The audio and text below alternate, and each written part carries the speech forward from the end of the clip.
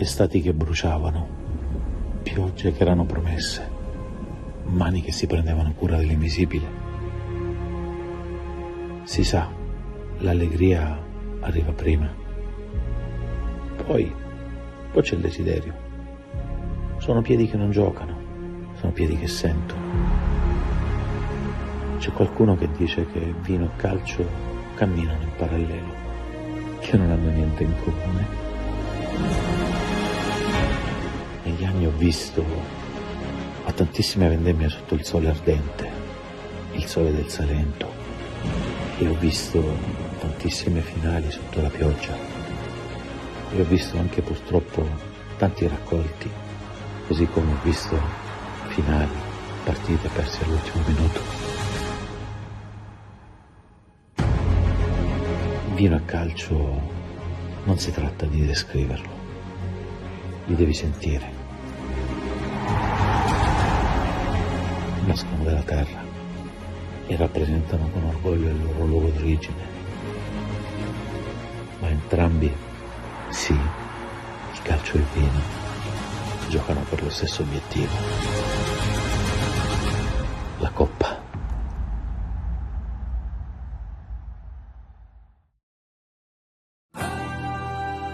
Esto es Vida de Campeones.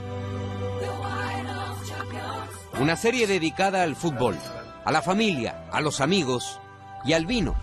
En el centro, Fabio Cordella, un futbolista al que el destino le dijo que no, pero su espíritu combativo lo llevó con el tiempo a combinar sus dos grandes pasiones por la vida, el vino y el fútbol. Más que estar rodeados de leyendas, son charlas legendarias, donde el ídolo se vuelve cercano, palpable, se muestra tan vulnerable como cualquiera. No es una oda al personaje, es la historia que hay detrás del personaje. Esto es Vida de Campeones.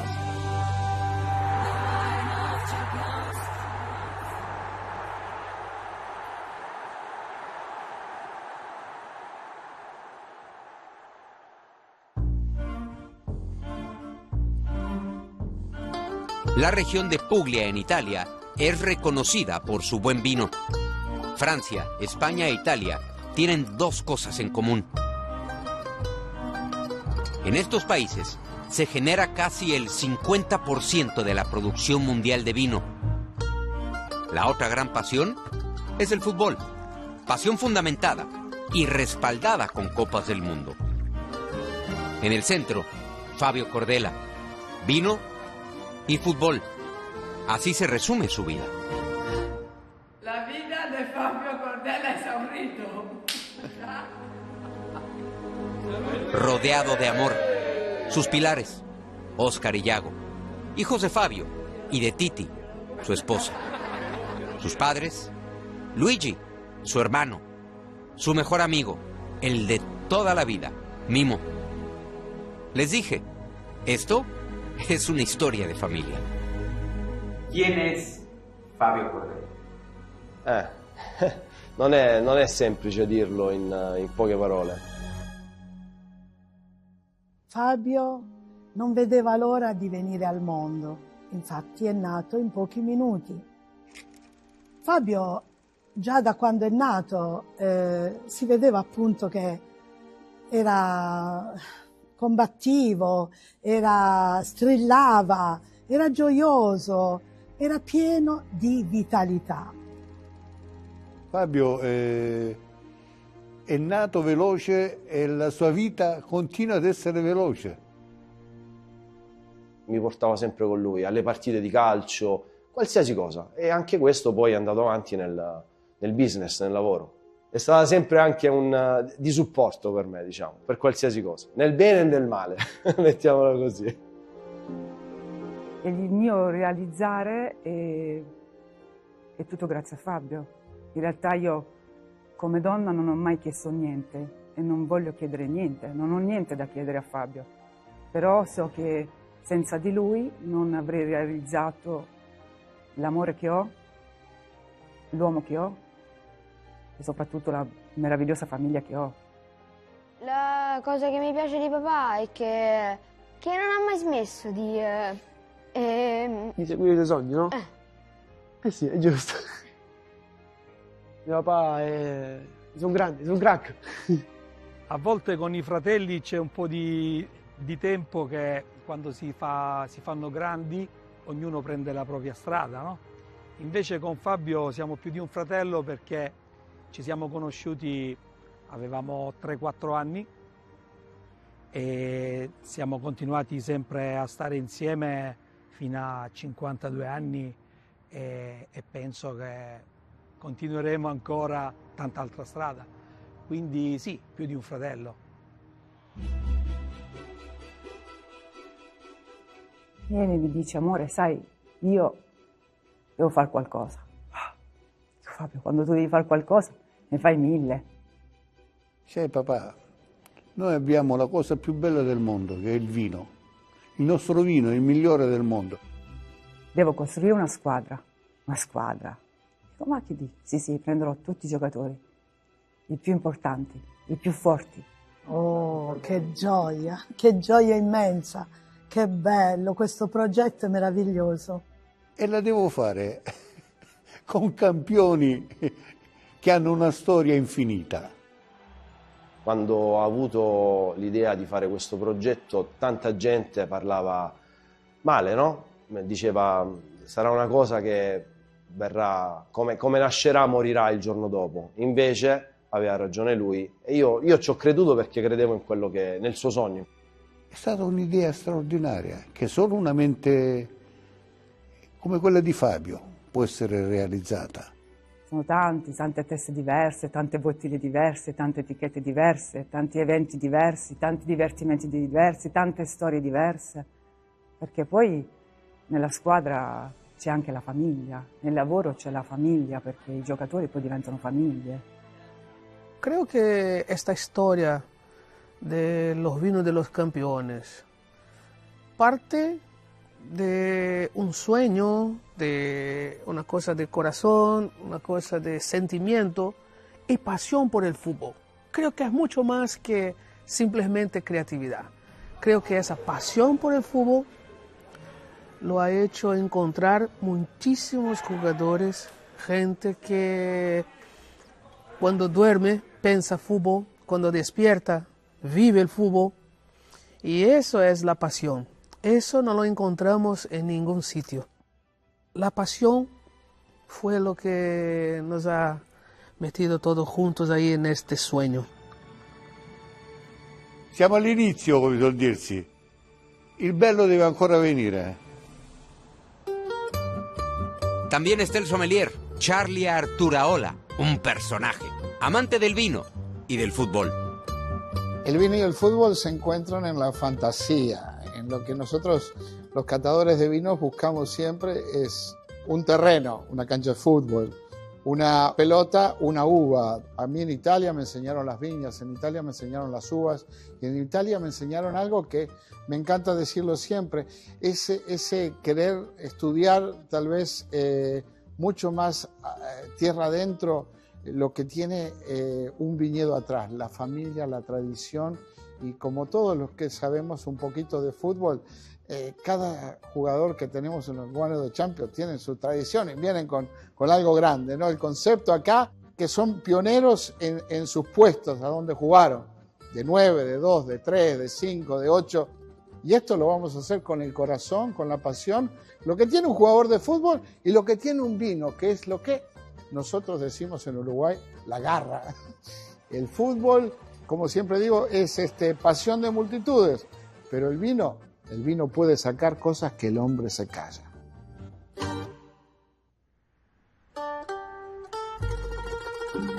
Bueno, estamos en Cupertino.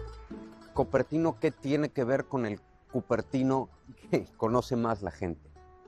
Cupertino, como lo llamamos noi hoy, antes se llamaba Cupertino.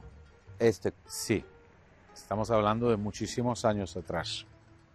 Y en Estados Unidos, en Napa Valley, cerca de San Francisco, hay una ciudad que se llama Cupertino. Claro.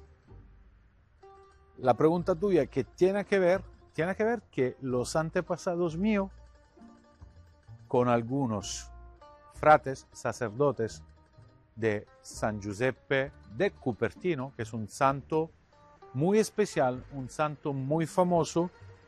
Viajaron allá 200 años atrás más o menos, y la gente de Cupertino, Salento, edificó Cupertino en California. Y ese es un lugar también de mucha historia, de mucha tradición, que inventó algo. No lo inventó en la tecnología, pero lo inventó en el vino. ¿Quién empezó con la tradición de los vinos de tu familia? Es una tradición muy larga. Tú ya conoces la bodega, ¿no? La bodega fue edificada para mis antepasados en el 1710. 1710. Sí. Imagínate que nuestro nickname es Pámpana. Pámpana significa, en dialecto de Cupertino, significa la hoja de la uva. Yo tengo una botella. Esto es el nickname familiar. Entonces, decimos que los Cordella somos españoles y franceses. Y siempre hicimos vino desde que existe la familia Cordella. Ni mis hermanos y tampoco mis primos le interesaba seguir con eso. ¿A nadie? A nadie. La mayoría de las vacaciones en verano la pasaba muy temprano, desde la madrugada hasta las 10:30, 11 de la mañana, con mi abuelo en la viña. Siempre. Mis primos, mis hermanos, eso no les gustaba. Y por eso nadie ha tenido interés. Una vez que mi abuelo disculpe. Hoy, justo hoy, es la primera vez que hablas de Totó. ¿Sabes qué botella estaban produciendo hoy? ¿Sabe por qué lo extraño tanto? Porque yo era, desde niño era, ¿cómo decir?, el rebelde de la familia. Nadie me quería. ¿Sabes cuando llegaron los amigos? Cuando Fabio Cordella es rebelde, que era muy joven, con los 14, 15 años, la gente empezó a hablar de mí, de la otra cosa mía, ¿no? Es el fútbol. A donde nosotros ahora estamos paseando así tranquilo, había una guerra. Cuando gente muy mala se enteró que esto iba a ser el lugar de vacaciones más importante de Europa, empezaron los otros intereses. Estamos hablando de droga. Yo perdí amigos que eran un poco más grandes que yo.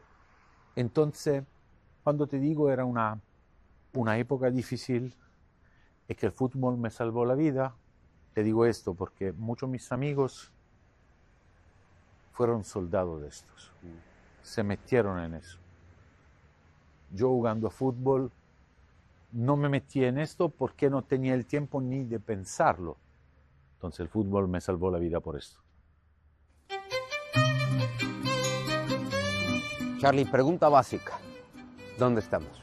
Bueno, primero hay que ir a la geografía. Si estás en el vino, estamos en el sur de Italia, estamos en la Puglia. La Puglia es el lago del vino italiano. Estamos en el lugar donde se hace mucho vino y se hace mucho vino bueno. Ahora, cuando estás en la Puglia, lógicamente que hay diferentes lugarcitos, ¿no? Donde uno busca, mirando estas uvas tan antiguas, estas viñas tan antiguas, te hace pensar de dónde estamos. Mira este viento que corre, que viene del mar. Aquí estamos entre dos mares. Estamos en el Iónico, estamos en el Cantábrico. Y cuando hablo de esto, estamos en el Salento, que el Salento tiene mucha historia. Y cuando hablamos de historia, tenemos que irnos 3.000, 4.000, 5.000, hasta 8.000 años, podemos ir, porque esto era la Magna Grecia en una época donde llegaron los helénicos, los famosos helénicos que después se mezclaron con los romanos. Esto en una época se llegó a llamar, en época greco-romana, la Enotria o Enotría, que es la tierra de las viñas, ¿no? Porque todo el sur de Italia tal vez fue en una época lo más importante que tuvo la República Romana, porque hay que decirlo así. Nosotros que somos historiadores, narradores, comunicadores del vino, siempre nos gustó hablar de esta zona del Salento. ¿Por qué? Por tal vez dos uvas. Hay otras, sí, que la tercera que que hay que decirla, la Malvasía negra hay que nombrarla porque es muy típica de aquí también, pero el negro amaro y el primitivo. Cuando decís, Miguel, ¿qué es el negro amaro? El negro amaro tal vez es la uva que todo el mundo quisiera tomar y aprenderla a tomar porque no es una uva fácil. Todo el mundo habla Cabernet, Pinot, sí, claro, Merlot, Cabernet Franc, pero estas dos uvas de aquí, de esta zona, hay que saber. Una conocida por su carácter y su personalidad. El primitivo tal vez por su generosidad, por ser una uva que tiene fruta muy, diríamos así, dentro de lo que es lógicamente la fresa, la frambuesa, el chocolate, el cacao, tal vez que a veces sale, a veces un poquito de tabaco, porque hay que decir, son tres uvas completamente diversas. ¿Qué se encuentra en esta tierra que no se encuentra en ninguna parte del mundo? Bueno, eso es lo lindo de todas las regiones donde hay, lógicamente, mira, ha llovido bastante en los últimos 2 días, y mira cuánta agua ha caído, que acá esto está seco, quiere decir que esto es permeable. Esto le hace bien a la viña porque luego la viña abajo, el vigor que le decimos en español, eso va lógicamente a drenar y va a ser muy permeable y va a tener la posibilidad de tener ese agua que cayó, que va a estar abajo de las raíces, y eso la arcilla que le decimos, el argilo calcaire decimos en francés, es muy importante para lo que tiene esta tierra que le llamamos caolino, porque también hay que saber hablar las regiones. Eso es lo lindo que tiene. El caolino, que es la piedra, es la piedra, es esa arcilla que lógicamente le da un sabor de territorio a cada uva.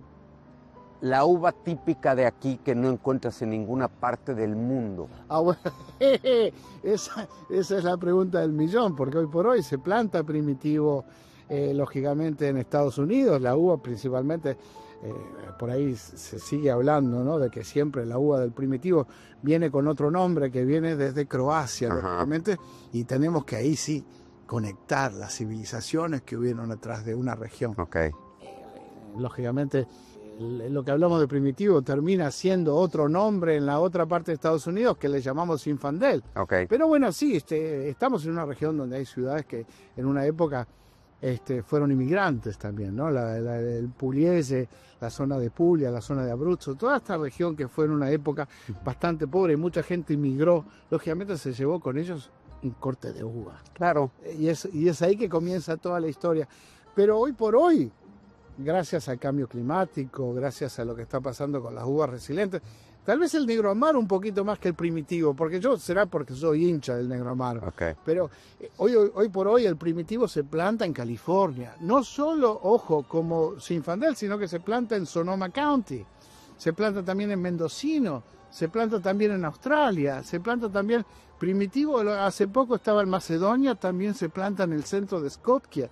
Un primitivo hecho en Sonoma County o un primitivo hecho en Napa Valley no va a ser este estilo, porque la tierra, como acabamos de hablar, el caolino te da otro tipo de tipicidad. Y eso es lo que a mí me encanta decir cuando hablamos en italiano, la tipicità, ¿no? La tipicidad de la uva, de dónde viene. Y eso es lo que tiene cada tipo o cada persona, cada enólogo que hace vino en su lugar. Tiene que demostrar su terruño, tiene que demostrar su tamaño. Como debe de ser. Y tiene que darle en cada copa, en cada cálice del vino, como dice, tiene que darle ese sabor al lugar de donde proviene. Y ahí está, como siempre decimos, la mano del que hace vino. Así es. Decir, no hacer vino aquí en Italia, aquí en el Salento como se toma en Bordeaux. No. Y lógicamente este vientito que pasa entre dos, este microclima que tenemos acá, no lo tienes en ninguna otra parte. Es decir, nosotros en California tenemos el capuchino que le decimos entre Sonoma y Napa Valley, que son todos esas nubes que se nuclean hasta las 11:30, 12 del mediodía, que tú nunca vas a ver el sol hasta que se abre todo. ¿Y qué nos da eso? Otro microclima y otra humedad. Y esta permeabilidad que tiene este suelo, lógicamente lo ves. Estamos hablando de viñas que, no sé, si adivino, estamos entre 60, 80, 90 años acá, con estas vides de pie franco, y qué lindo será volver, porque eso es lo lindo de esto, de los que somos amantes de la vid, ¿no? De la vid, de la vida de una planta que en el momento parece muerta, pero dentro de 2 meses nos va a dar los primeros verdes y luego en junio, julio venimos y ya está el Y recibito. aquí estaremos. Esperemos, tomando vino sentados abajo de una viña así.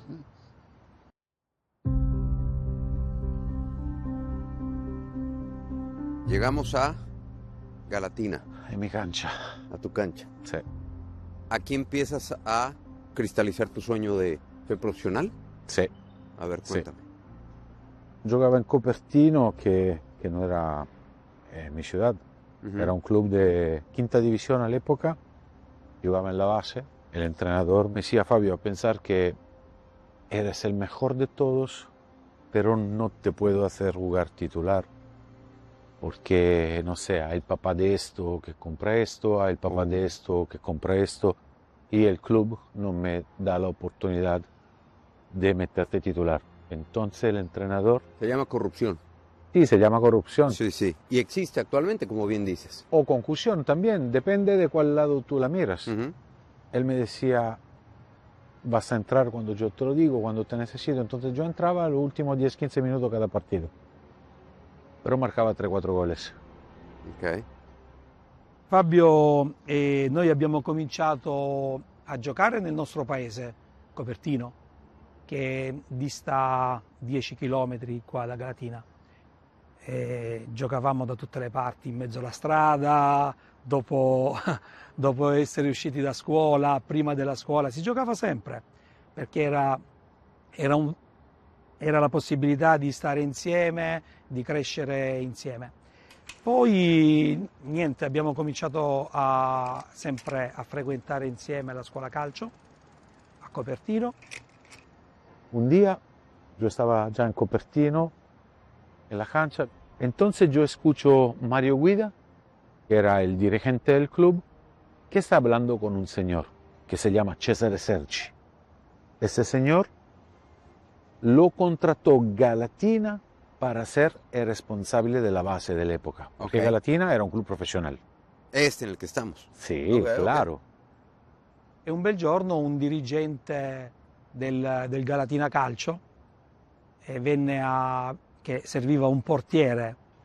Vino para mirar a Mimmo Conte, mi amigo, porque era un arquerazo, un portero espectacular. Marca el primer gol l'Equile, el segundo gol l'Equile. Ya al partido faltaban 25-30 minutos. Yo me voy al entrenador. Le digo: mister, nosotros llamamos mister, déjame entrar. Fabio, espera un poco. Mister, déjame entrar que vas a ganar el partido. Yo la vi como una oportunidad, porque yo escuchaba todo el tiempo a este señor Cesare Sergi hablar con Mario Guida sobre Mimmo. Espera, 2-0, pero Mimmo pegó, no sé, 5 o 6 pelotas que podían ser otros goles. Entonces Cesare Sergi estaba loco. A los 15 minutos me dice, ya estaba harto, era un partido importante, el entrenador, dice: ok, Fabio, caliéntate, entra. Después 30 segundos, vamos, entra. En 15 minutos hago 3 goles, ganamos 3-2. Yo tenía la camiseta numero 15. Venne impressionato tanto anche da Fabio. Allora andò al mio dirigente e gli disse: sì, a me serve il portiere, Mimmo Conte, però voglio anche quel ragazzo Fabio Cordella, perché verranno insieme a Galatina. E da quel giorno abbiamo cominciato l'esperienza a Galatina. Y llego en un club, este club, que era profesional. Llego y este señor, que me había visto bien, me trató de una como un jugador importante. Entonces yo llego en este club, que era el 87, 88, entonces yo tenía casi 13 años, y ya me hacen sentir importante. Era ya parte de un club donde querían que jugaban lo que merecían. Nada, ganamos la liga. En la pretemporada, Cesare Sergi se viene y me dice: Fabio, tú no vas a hacer la pretemporada con la base, vas a hacer la pretemporada con el primer equipo. Galatina me permite debutar profesional, que no tenía 15 años. Entonces, desde ese momento, se volvió Fabio Cordella jugador. Bueno, entonces digamos, te haces jugador profesional, hecho y derecho. ¿Y luego? El año siguiente cumplo 16 años. Empiezan a llamarme la selección de Italia, sub-16, sub-17, sub-18, casi todas. Y se entera un club de Serie A de Fabio Cordella. Este club era la Reggiana. Okay. Con el presidente Franco Dalcin, se entera y me compra de acá, de Galatina, para ser el suplente de Paulo Futre. Oh. Pero se dan cuenta que todavía no estaba listo. A la época la Serie A era la Serie A. Era la Serie A, No claro. existía ni una liga a este nivel. Para ti, ¿cómo fue llegar ahí y que te dijeran vas a ser suplente de Futre? No, mira, yo vivía el fútbol sin presión, yo hacía lo que me gustaba. No me afectaba. No sentías presión, o sea... Sí, yo estaba bien. ¿Eras feliz? Yo estaba bien. Okay. Y nada, empezamos la pretemporada, 10 días después de la temporada, me prestan a Palazzolo Sull'Olio, un club de una división inferior, profesional, y allá sí empecé a jugar. Pero empecé y terminé.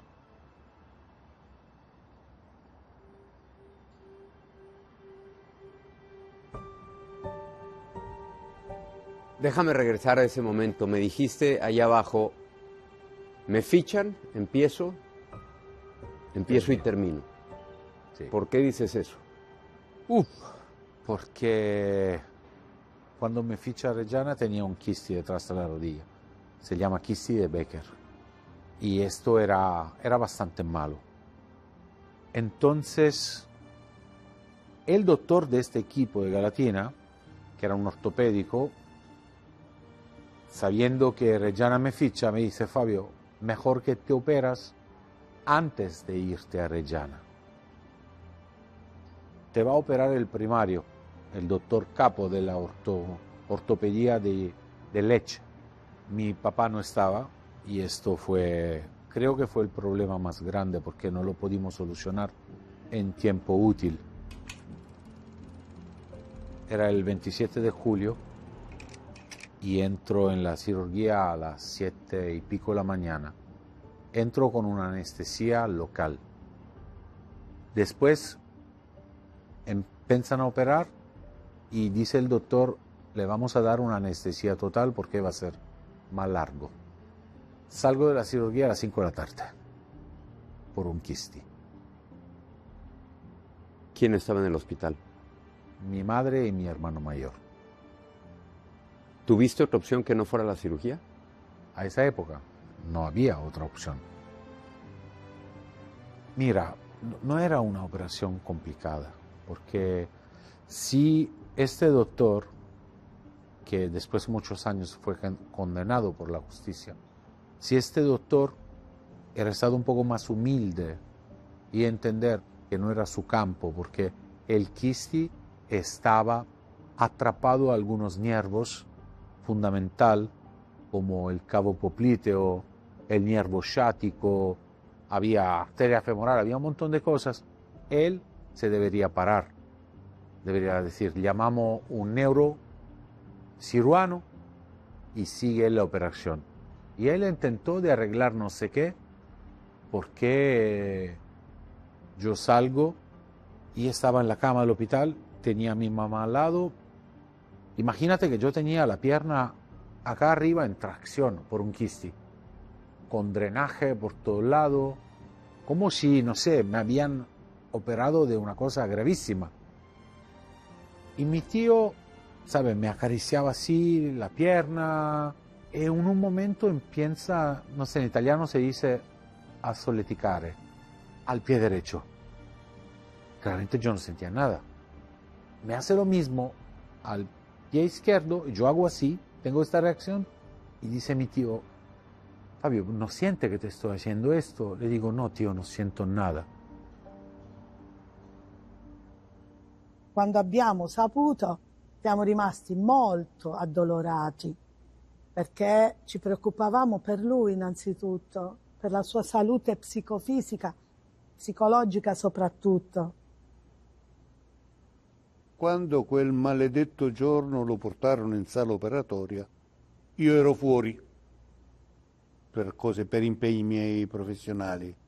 Mi telefonò: se guarda Fernando, rientra, ero a Bergamo, rientra perché Fabio lo stanno operando, gli devono togliere una cisti sinoviale. Sono tornato in ospedale, già la sera la gamba non sentiva la sensibilità. Abbiamo avvisato i medici, ma ci hanno detto delle cose non vere. Mi mamá habla con mi papá y mi papá llama al doctor nuestro de familia, que él es un médico de medicina deportiva, entonces entiende todo más o menos. Le dicen, no, esto no puede ser. Giuseppe Sábado, el doctor de familia, le dice a mi papá, tú estás en Bérgamo hay un centro de microcirugía muy famoso, entonces firma papeles, haga lo que quieras, una ambulancia, un avión, no sé qué, lleva a tu hijo a Bérgamo rápido, porque va a perder la pierna, le dice. De acá hasta el pie yo no sentía nada. De la rodilla al pie no sentía. Sí, no sentía nada, nada de nada. Mi papá contra los doctores firma todo, me mete, hace el asiento del carro como una cama y me lleva 1100 kilómetros en carro a Bérgamo. Llegamos en la noche al hospital, me hacen los primeros exámenes, se llama electromiografía, y le dicen a mi padre, llegaste con un poco de retraso porque ya los neurones, los nervios, no lo podemos recuperar más. Y de este día murió.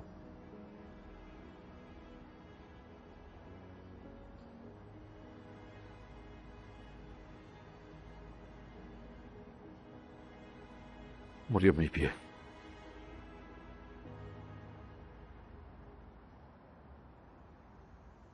Ricordo ancora oggi le parole che disse quel professore.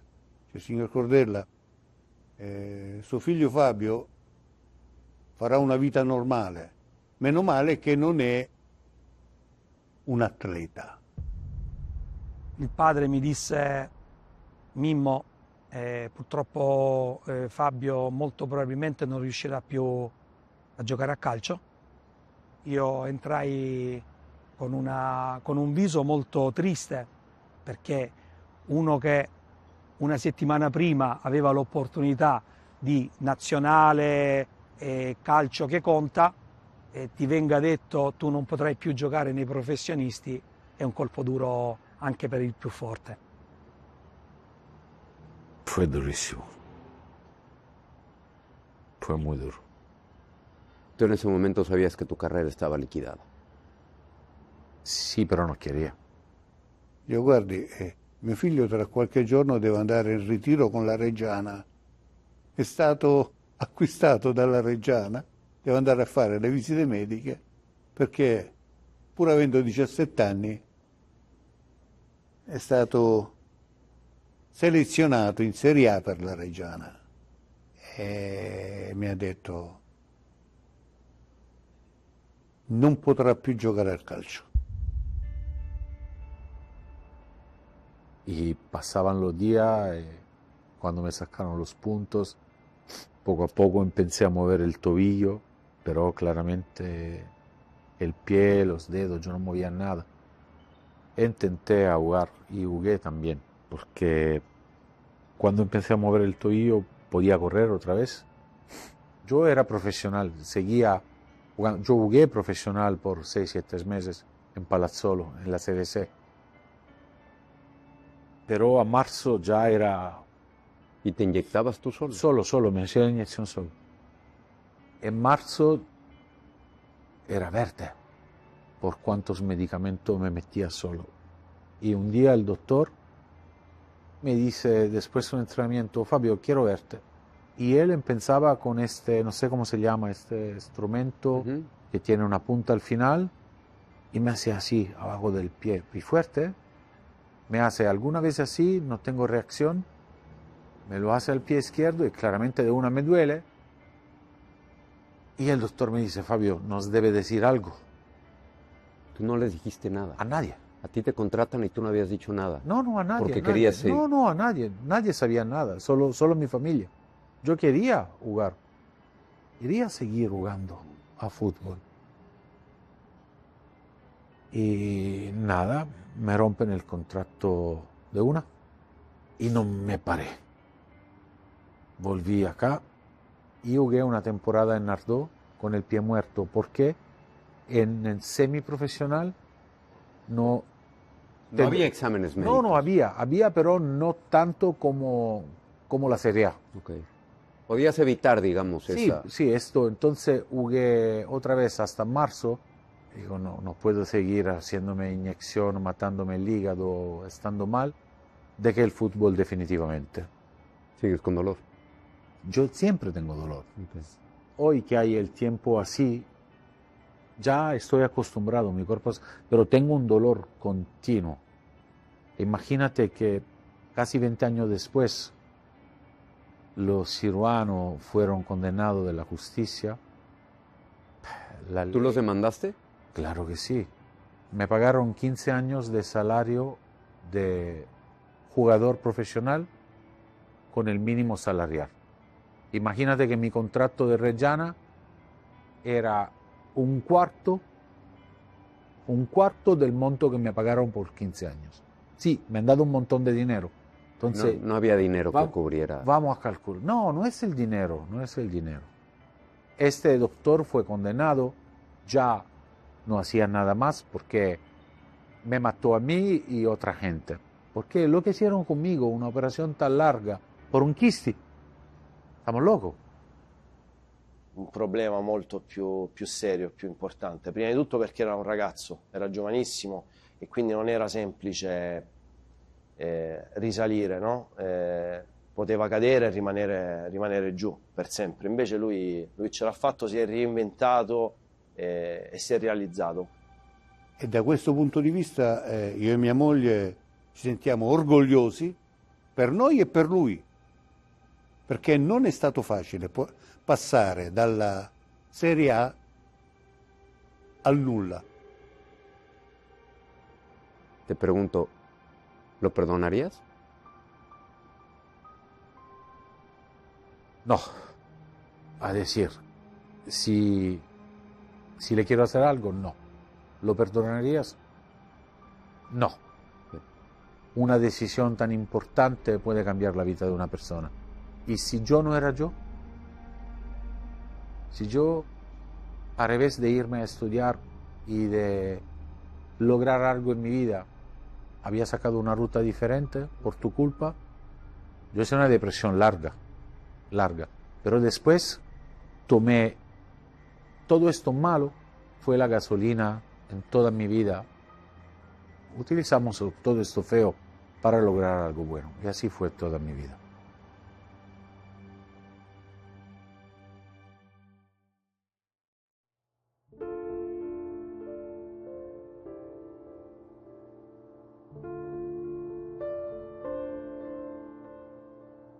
¿Cómo regresas al fútbol? ¿Me puedes decir cómo empieza esta etapa de dirección ejecutiva, deportiva, de fútbol, si tú ya no estabas dedicado a eso? ¿Me puedes platicar? Creo que estaba escrito en algún lado que el fútbol volvía a tocar a mi puerta, porque yo tenía y tengo todavía una amistad grande con Francesco Moriero.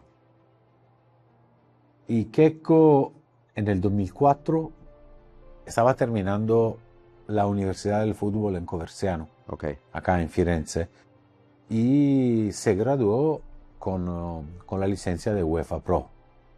Un día viene en la oficina mía, en la tienda de nosotros, y me dice: mira Fabio, yo voy a ser entrenador y quiero que tú me encuentres un equipo. Siempre en un lugar caliente, máximo 5 o 6 horas de avión. Y me meto a trabajar, siempre en mi oficina, y voy a toda la Federación de África del Oeste.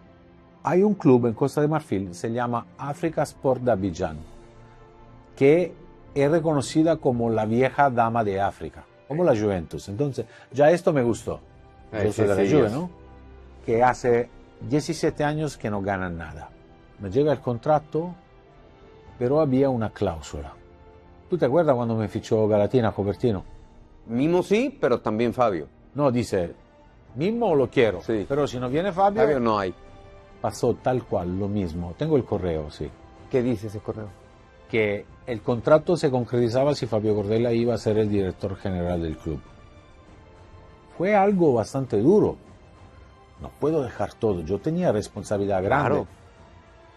Y Titi me mira en la cara y me dice, mira, hace 3 años que vamos juntos,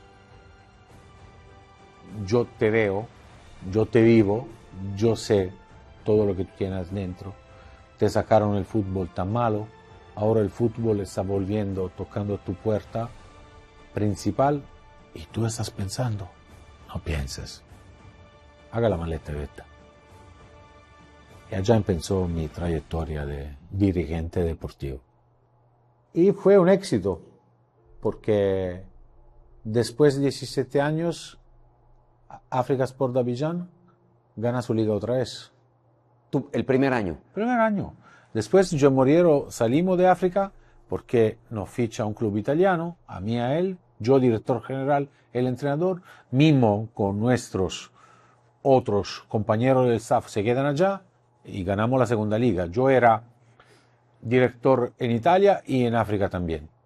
De los 2 equipos. Sí, podía hacerlo. Tenía la permisión del Club de Italia de irme 3-4 días al mes a Abidjan. Okay. Entonces Africa Sport ganó 2 años seguidos la liga. Con 2 títulos consecutivos en Costa de Marfil, la carrera directiva de Fabio lo llevaría por Italia al Lanciano y Treviso Calcio, después a Bélgica y luego a Budapest, al Honvéd, en 2011. Ahí levantó el estatus del equipo que estaba olvidado en la UEFA. La selección de Panamá también gozaría del conocimiento directivo de Fabio antes de que regresara a Italia, en teoría, donde ya lo esperaba la Sampdoria para firmar el sueño postergado. Pero si hay algo que impresiona de la vida de Fabio Cordella, son sus giros inesperados.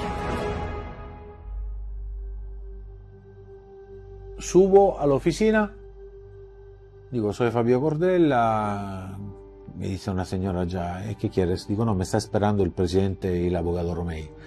Y el presidente y el abogado Romei no están, se fueron a Roma hace 2 horas.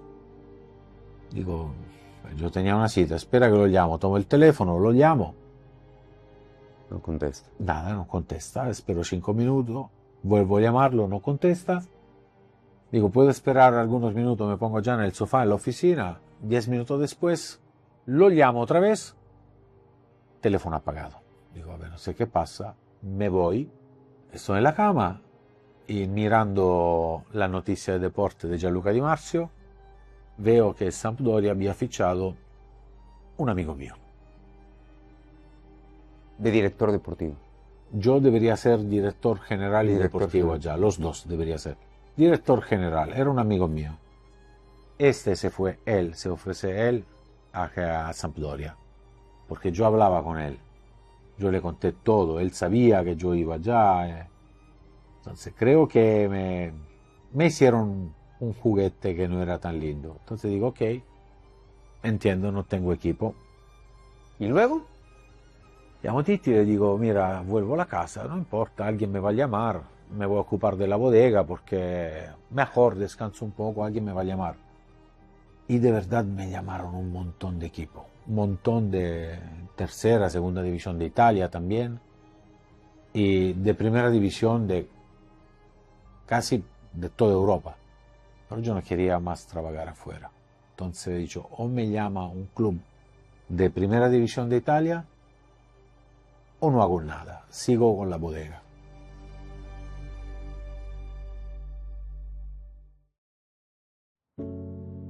Y entonces, después de enterarte a través de un periódico que no eras el director deportivo, regresas aquí.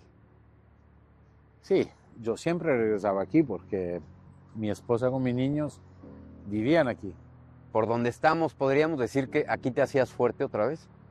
Sí, lo que logré en el fútbol, por ejemplo en Honvéd, en Budapest, el equipo Puskás, con un club que cuando me ficharon con un presupuesto de 1,5 millones por año, entonces imagínate jugar primera división y tu presidente dice, mira, tiene 1,5 millones, toca hacer todo. ir a Europa, a ganar liga. Yo decía, este está loco, pero yo lo logré. Entonces me sentía un grande. Con todo lo que yo hice en los 12, 13 años viajando, creo un poco más, en África, en Panamá, en Bélgica, en Hungría, en Francia, siempre volvía acá en Cupertino y siempre de acá sacaba la energía de retomar y hacer siempre algo, ¿no? Porque también trabajando en el fútbol, seguía trabajando con la viña, que por supuesto no podía seguirla tan cercano porque trabajando fuera, pero tenía mis empleados, mi gente que cuidaba todo y yo desde lejos organizaba las cosas. Entonces me llamaban equipo de fuera y yo le decía, no voy. Entonces, ¿qué pasa? Que después de algunos meses, siempre diciéndole no a esos clubes que me llamaban, le dice a mi esposa, estábamos en el sofá, en la casa, le digo, nadie de Italia me va a llamar, ok, me voy a hacer un club solo. Y la reacción de mi esposa fue, sí, yo sé que eres loco, pero no tanto. Y me surgió esta idea de untar las dos cosas, el fútbol y el vino. Entonces, todo lo que estamos viviendo ahora, yo lo había ya vivido, a decir, cómo lo construí, cómo yo lo soñé. Pero, a ver, yo me imagino que en ese momento en el sillón dices, voy a hacer mi equipo de Wine of the Champions. Todo el mundo te ha dicho, estabas loco. Sí, yo estaba loco. Porque hay muchas compañías, ¿no?, que contratan las estrellas, la leyenda, por la imagen. Okay. Yo no tenía esto en mi cabeza. Yo en mi cabeza tenía diseñado un proyecto diferente a donde llegaba a convencer esta leyenda del fútbol a ser mis socios en la producción de sus propias etiquetas. Y lo que son hoy no es un sponsoring. Ellos son socios míos. Ellos hacen el vino conmigo, juntos en la bodega. Son dueños de los vinos. Entonces, son productor de vino sin tener una bodega. È successo tutto di notte, quando Fabio ha cominciato a studiare questa cosa, perché Fabio è la notte che studia tutto quello che deve fare.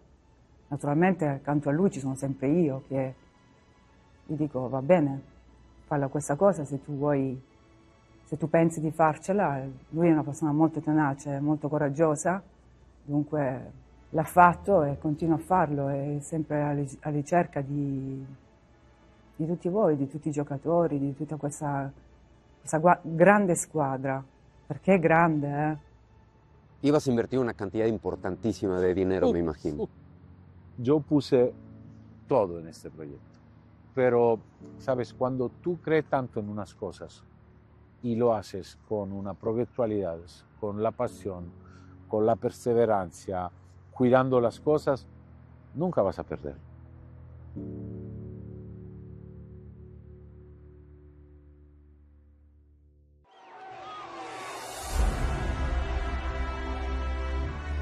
La gente no se imagina qué es all-in. ¿Qué es all-in, económicamente hablando? A mi puesto fue meter todo en eso. Y lo que no tenía también. Déjame regresar al inicio. Tú me contaste que tu familia tenía estas tierras y de pronto las fueron vendiendo. Después que mi abuelo se murió, se vendió casi todos. Todo. Teníamos, no sé, como una 30 hectáreas que se cultivaba la viña y se vendía la uva. 30 hectáreas, ¿y cuántas tenían antes? Un poco más de 140. Y tu idea no solamente fue, quiero un vino. No. El inicio fue, necesito ir a recomprar las tierras. Mi idea fue darle una felicidad en el cielo a mi abuelo Totó. ¿Cuánto tiempo tardaste en recuperar toda tu tierra? Desde el 2004 hasta hoy. Y gracias al fútbol, ¿eh? El equipo yo la hice en 10 años.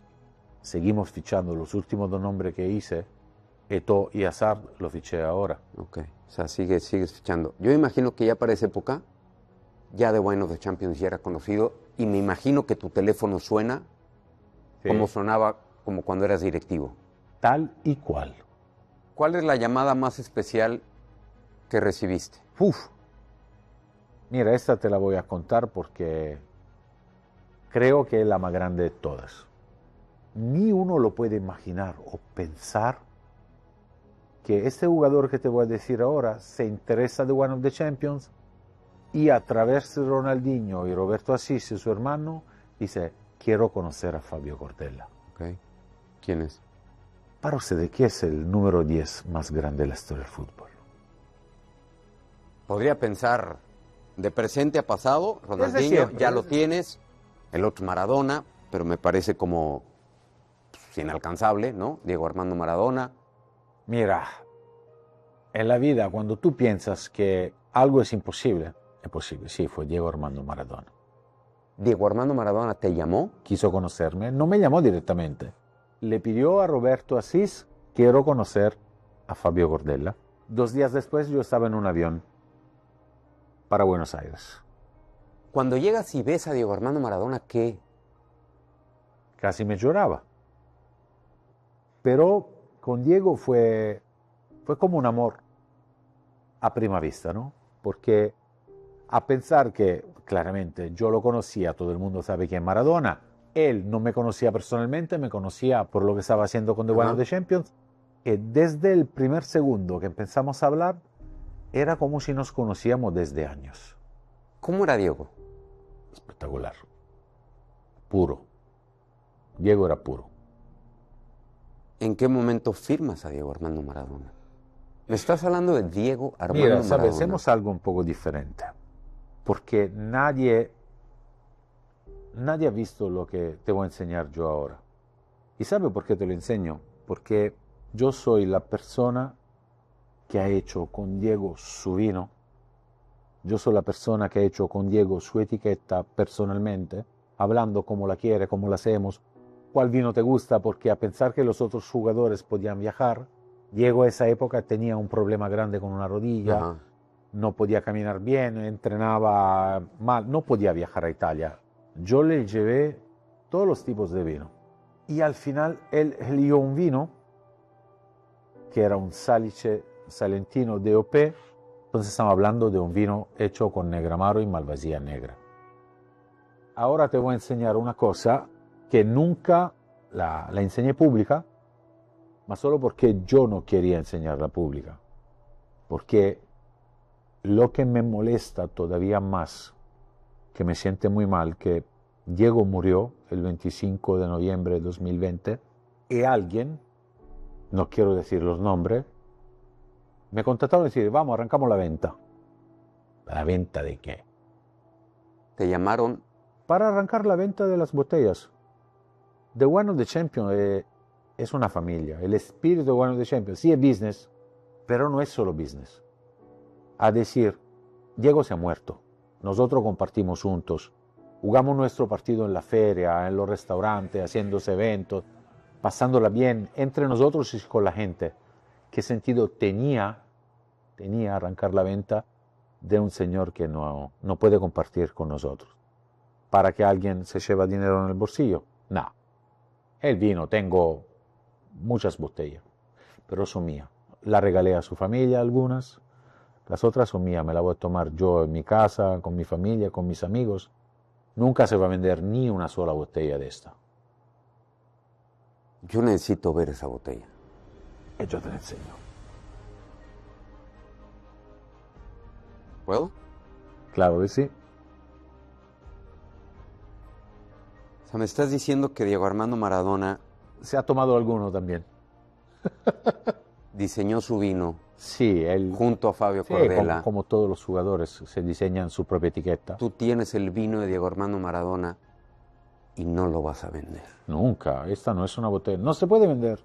Diego no existe. Diego está en el cielo con mi abuelo, entonces está contento cuando yo me tomo esta botella. ¿Tú sabes el dinero que ganarías con el vino de Diego Armando Maradona? ¿Cuánto dinero se llevó en la tumba Diego Armando Maradona? Nada. Tengo 25 leyendas, vendemos un montón de botellas. Un poco de dinero más para hacer cosas. Para decir, tú te has muerto y yo estoy ganando dinero con tu muerte. Yo te digo una cosa, y todo cuadra. ¿Qué fue lo que más disfrutó Diego en su vida? La Copa del Mundo, ¿no? Una copa por él. Sí.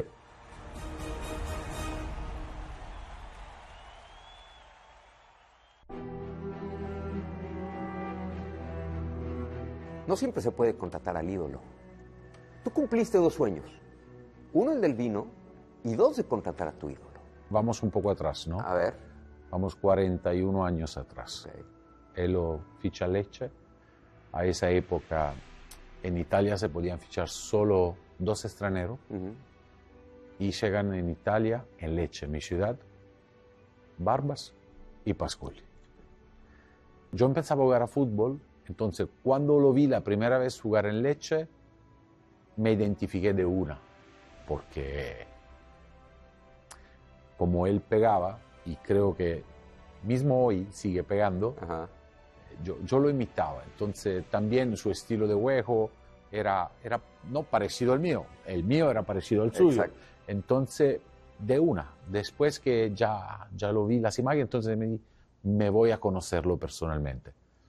Y la suerte tuve que Copertino era la cancha de fútbol de hierba natural más linda del Salento. Entonces Lecce, que no tenía un centro de concentración, de entrenamiento, se entrenaban en mi pueblo, en Copertino. Tenía 10 años. Y fíjate qué importante es que los ídolos fuera de la cancha sean buenas personas, que sean amables, que sean atentos, porque a lo mejor tú ese día, ¿no? Si fueras otro tipo de persona, a ti se te ve el encanto. Claro que ¿no? sí. O sea, la importancia de entender quién eres en ese momento, ¿no? Sí, yo digo que siempre uno tiene que ser agradecido a la gente, agradecido al que te viene a pedir un autógrafo, porque nosotros jugadores de fútbol sabemos que tenemos un tiempo para jugar. El después es el problema. Cuando dejas de jugar, nosotros necesitamos de la gente, que te reconozca por la calle, necesitamos que te pidan un autógrafo. Y creo que es eso se trata el fútbol, de ser siempre amable, porque son ellos los que hacen el sacrificio para ir a verte, que hacen kilómetros y kilómetros, llueve, frío, y creo que se merecen que uno se acerque, se pueda sacar una foto y firmar un autógrafo. Bueno, pues este primer brindis es por la posibilidad no solamente de conocer a tu ídolo, sino de fichar a tu ídolo. Salud. Salud. Salud. Salud. Doble sueño cumplido de parte de Fabio. Sí. Ha de ser increíble, repito, no solamente conocer, sino poder contratar a tu ídolo. Y tú jugaste en una selección que generó muchos ídolos de joven. ¿Cómo fue formar parte de esa selección argentina? Y dame nombres de esa selección, porque son brillantes. Bueno, no fue fácil, porque para poder llegar a esa selección que hizo historia en el fútbol argentino pasaron casi 600 chicos, porque nosotros éramos jóvenes, y para poder integrar solamente con un grupo de 16 jugadores tenía que ser aceptable o bueno. En esa selección jugaba nada menos que Diego Armando Maradona, jugaba Simón, jugaba el Pichi Escudero, jugaba Rossi, Calderón, que también Calderón fue parte de la selección mayor, así que tuvimos la suerte de participar en el campeonato 79 en Japón, y haber logrado el campeonato fue algo maravilloso para nosotros, y representar también el fútbol argentino. Nunca dijimos el país, porque nosotros en la política nunca nos interesó, sino simplemente representar el fútbol argentino, que en ese momento estaba pasando por un mal momento. ¿Cómo era? Porque tú no solamente jugaste con Maradona, tú compartías cuarto con Diego Armando Maradona. Se concentraba con Maradona. Sí, claro. Sí, tuve la suerte y el honor de estar con él en la habitación en Japón. Nosotros prácticamente nos iniciamos casi juntos. Él empezó un año antes, en el 76, yo empecé en el 77. Veníamos de una familia muy humilde, teníamos 6 hermanos, todas las necesidades que pasamos para poder llegar a ser profesionales. Estando en la habitación nos contábamos del sacrificio que había hecho él, que el deseo nuestro de poder ganar los primeros plata para poder sacarlo a nuestros padres de la villa, de comprarle la casa, que después lo logramos. Para nosotros fue algo natural, es decir, hablar de esas cosas, porque las necesidades que habíamos pasado y que habíamos sufrido, y que después, gracias al fútbol, pudimos darle la satisfacción a nuestro padre de comprarle la casa. ¿Dónde estabas el día que él muere? En Buenos Aires. Buenos Aires. ¿Cómo Sí, fue? sí. Llévame ese día. Estaba justo con mi familia, estábamos allí mirando un poco la televisión y justo dan en un programa deportivo que había fallecido Diego y no lo podía creer. No lo podía creer, porque aparte con Diego éramos familia, porque Claudia Maradona es madrina de una de mis hijas, entonces vivíamos siempre casi juntos, y cuando sentimos la noticia de Diego me puse a llorar como loco, pues, hasta el día de hoy, ¿verdad? Lo siento. Nosotros hasta el día de hoy tenemos un grupo de los chicos del 79 que nos seguimos hablando y para nosotros sigue siendo el capitán. Para nosotros ese grupo sigue siendo el capitán Diego. Hablamos mucho de Diego. Tiene razón. Un brindis a Diego, Tiene ¿no? razón. Salud. Salud. Diego, donde quiera que estés.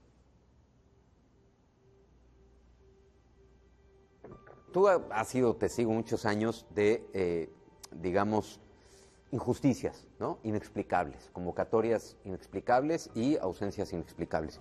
Y tú fuiste una ausencia inexplicable. ¿Cómo fue quedar fuera del Mundial? Si yo te dijera que no me dolió, sería un mentiroso. Me dolió muchísimo, porque yo había hecho toda la eliminatoria del Mundial del 86, había hecho los últimos 2 partidos amistosos contra México, que lo hicimos en Los Ángeles y después en Puebla, y de ahí en más no me llamaron nunca más, no me dieron ninguna explicación, no me dijeron por qué no me convocaban. Te la diste solo la explicación, pero... Sí, porque a lo mejor no entraba dentro de lo futbolístico que en ese momento le gustaba a Bilardo. Yo no creo tampoco que era eso. ¿Qué era? Sí, Según tú, ¿qué? Para mí todo depende de una entrevista que él hizo. Sí, Porque sí. imagínate, un jugador de este tamaño, titular todos los partidos, las eliminatorias, no lo puede dejar fuera del Mundial así. Ajá. Pero pregúntale a él, que lo va a contar mejor. Sí, lo que pasa es que vino uno del gráfico, de la revista Gráfico, y me pregunta en qué fútbol me sentía identificado, con qué fútbol me sentía identificado. Entonces yo dije que me sentía identificado con el fútbol de Menotti, porque yo había vivido todo con Menotti. Desde el 79 hasta el 82 con Menotti. Y después del 82 viene Bilardo y bueno, se ve que no le gustó mucho la declaración mía y me la hizo pagar. Solo esta es la razón, porque a nivel técnico no existe otra explicación. Y por supuesto los periodistas son bravos, ¿eh? A decir, una noticia tan importante, tan fuerte, vende. Y por supuesto salió... Era un bombazo en esa época. Eso, salió... Técnico Bilardo de la selección y que uno de sus jugadores más importantes diga... Se identifica con el otro entrenador. Sí, no sé si fue una pregunta un poco ingenua en ese momento, fui yo, o un momento, no sé, donde uno dice la verdad, ¿no? Porque yo a veces, diciendo la verdad, que uno se siente identificado con el fútbol, que siempre le gustó para la gente, y en ese momento la selección argentina de Bilardo no estaba andando muy bien, siempre tuvieron críticas, y claro que él las sentía mucho las críticas, entonces como sintió en ese momento como que era una falta de respeto haber dicho en ese momento que yo me sentía mejor identificado con el fútbol Menotti. ¿Y nunca te dijo nada? ¿No te dijo? No, nunca me dio explicaciones, ni tampoco se la pedí. Yo siempre digo que me hubiera gustado salir campeón también con la selección argentina, porque creo que no, pero fuiste no merecíamos. campeón del mundo, no con la selección mayor, con la sub-20, Sí, pero fuiste sí, campeón sí. del mundo, entonces es igual. Sí, no, Igual, representar el fútbol argentino. yo soy campeón del mundo. Sí, representar el fútbol argentino, ser con la camiseta de la selección argentina, fue algo que no pasa siempre con muchos jugadores. Claro. Bueno, pues salud por las memorias. Bueno, gracias. Por el Salud. presente y por el futuro. Salud.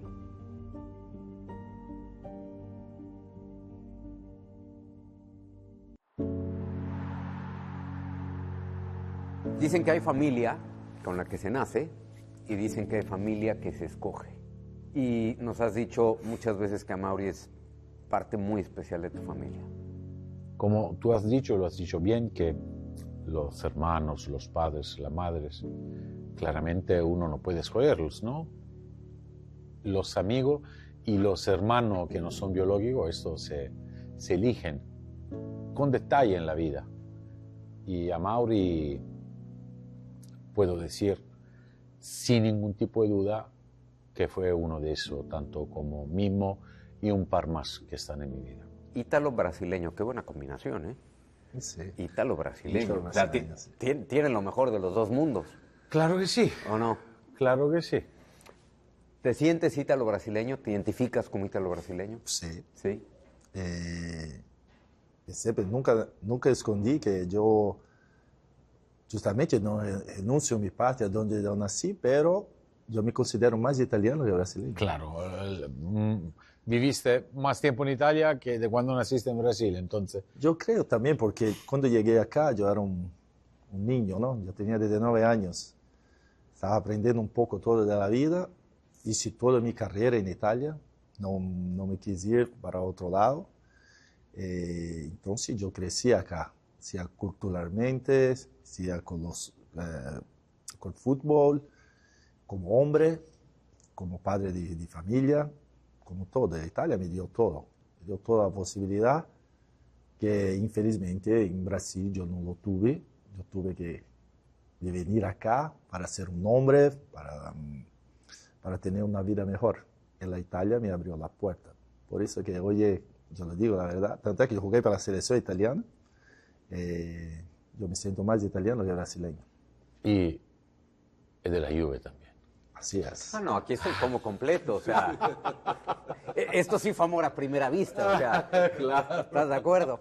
Ahora vamos a hablar de la selección, Amaury, y ahorita vamos a hablar del vino, pero déjame regresar a cuando empiezas a jugar fútbol. Empiezas a jugar fútbol como cualquier niño brasileño, con la ilusión de ¿qué? Yo vino de una familia muy humilde, donde justamente mi papá nunca dejó faltar la comida que lo es. Pero una familia humilde. Yo ya nací que amaba el fútbol. Pero cuando miré de verdad lo primero mundial... Es raro para un brasileño, que no se da más el fútbol. Cuando miré de verdad el primero mundial, en 1994, que guarda casa era Brasil e Italia.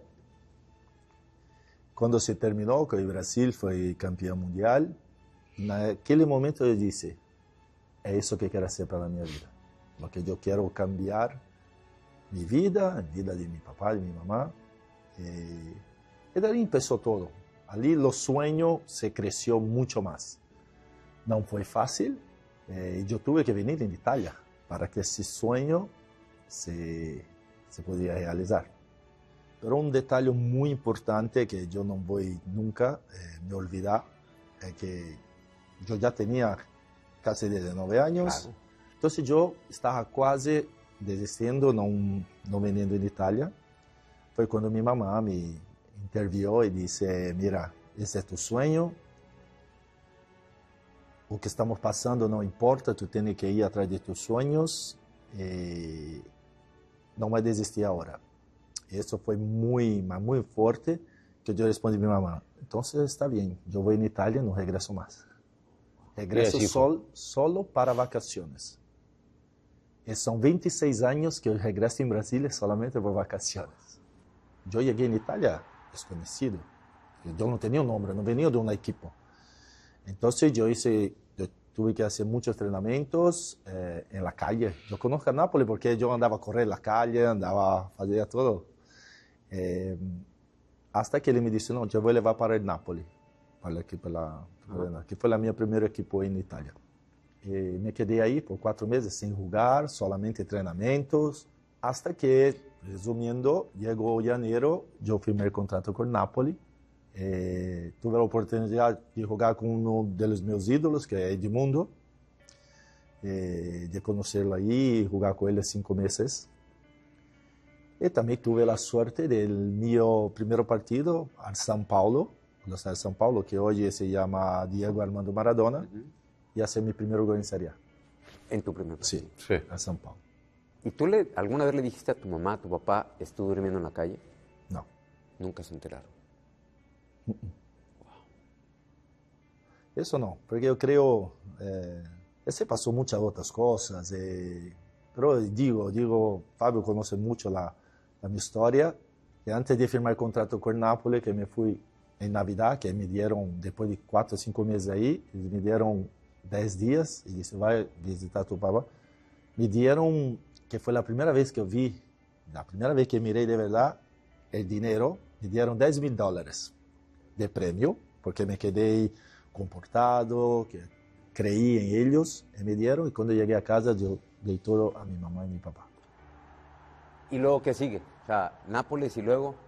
El Parma me compró, hice un contrato de 4 años y todo, allí estaba empezando a mirar que la vida se estaba cambiando. ¿Ya buen contrato o no? Sí, sí, yo hice el contrato. Yo lo tenía con Napoli, pero después... Yo tenía con Napoli, pero era mínimo, Napoli. pero el Parma ya era algo raro, ya tipo... Ya más grande. Más grande, cosa que nunca pensé en mi vida que tenía. Luego el Parma después me giró también, emprestado para Messina, segunda división, porque fue el primer año que jugué la Serie B, primero y el único año que jugué la Serie B. La segunda parte del campeonato fue donde cambió toda mi carrera. Allí se cambió todo, donde hice una segunda parte del campeonato espectacular y regresé en Serie A con el Chievo Verona, donde yo jugué por 3 años. Okay. Y después fui para Palermo, que allí ya el Chievo yo lo hice muy bien este ya año. el Chievo era Mauri. Ya era Mauri, y Palermo mi nombre se fue más alto todavía. Ok. Allá lo compró Juventus. Y luego viene... De Palermo. Ok. Y cuando lo compró Juventus ese año era el mejor delantero de la Serie A. Ok. Cuando era la Serie A. Ok. ¿En qué momento Brasil te dice, ven, te quiero? Y Brasil me dice quiero solamente cuando dice a la Italia, pero eso ya pasaronse 2 años, cuando estaba ya en la Juve, y Brasil me quería solo cuando descubrió que yo di mi ok a Lippi. Él había dado su palabra a Marcello Lippi Okay. para jugar con la selección de Italia. Las decisiones que se toman con el corazón normalmente uno nunca se arrepiente. Cuando sí, totalmente de acuerdo. Porque hay muchos brasileños por todo el mundo que deciden jugar para otra selección. Pero es rarísimo que un jugador brasileño, nacido en Brasil, le diga no a la selección. Le diga que no a Brasil. Así. A Mauri. Porque te sigan diciendo que no. Ah. De verdad. Luego un no sirve mucho más que un sí. Verdad. Salud. Salud.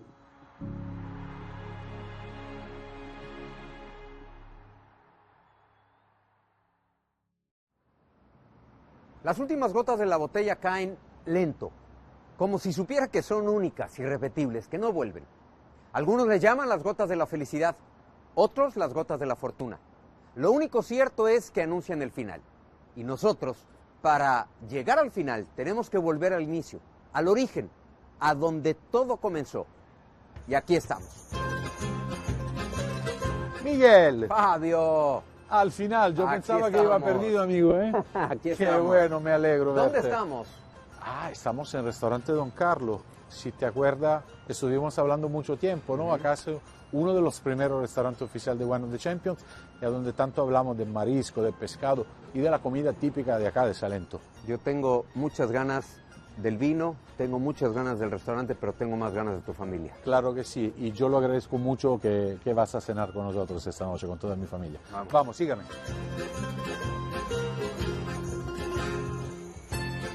Mauretto. Fabbietto. Miguel.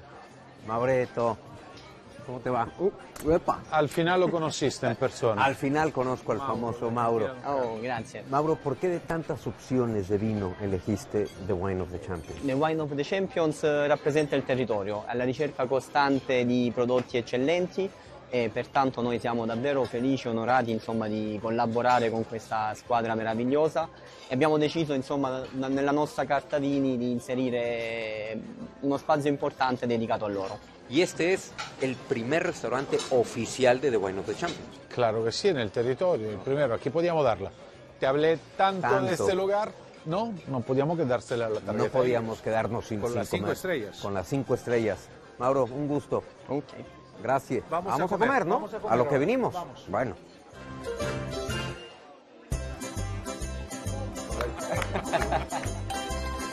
Miguel, yo te hablé todo el tiempo un montón de este lugar, de este restaurante. Por cuánto te hablé, ya los imagina lo que vamos a comer esta noche. Pues no me imagino exactamente, pero sé que va a ser mucho. No Perfecto. comí desde ayer. para hacer hambre. Muy bien. Salud. Ahora que van a llegar los platos, quiero ver tu cara. Ya sabes. ¿Sabes que a mi hijo Oscar le gusta el marisco crudo? Bien. ¿No te gusta? Y le pregunto a mi amico menor, a Iago. Iago, te lo dico in italiano, papà. Ti piace il pesce crudo? Sì.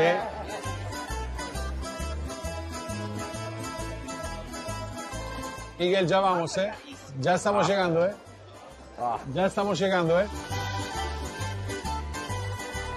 Miguel, mira, Miguel, mira. Madre mía. Miguel, ¿cómo vamos?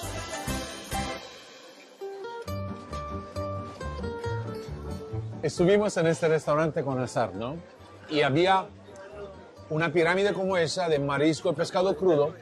Y Azar no veía, dice, crudo. Probó un camarones, un gambas, lo probó. Dice Oscar, no, lo botó. Agarré el más prensado, bueno, que está más fácil. Sácalo con ganas, eso.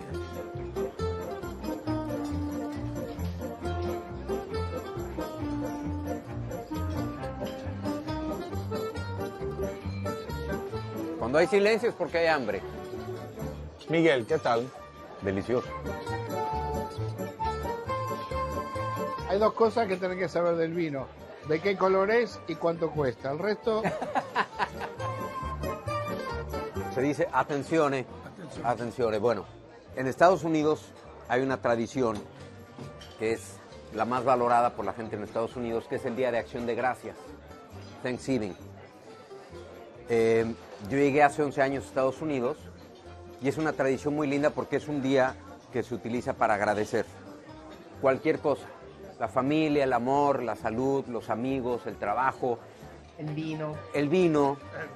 Lo que pasa es, dije todo lo que rodea el vino, ¿no? El amigo, la familia, el amor. Y se me hace una tradición que no implica una religión, no implica una creencia, debería de ser una acción de todos los días, el de dar gracias. Y yo me quería tomar la libertad de dar las gracias a todos ustedes, a Fabio. Gracias a ustedes, Miguel. Gracias por dejarme entrar a tu casa, a tu familia, a lo más íntimo de tu vida, de lo más alimental. A ver. Bueno, ya, eso está bien. Gracias por el pescado crudo. Gracias por el pescado crudo. Bien. Para esta noche, señores, viva el vino, viva el fútbol y viva la familia y la amicizia. Y la amistad. E viva la vita, cosa che mangiamo. Salute! Salute!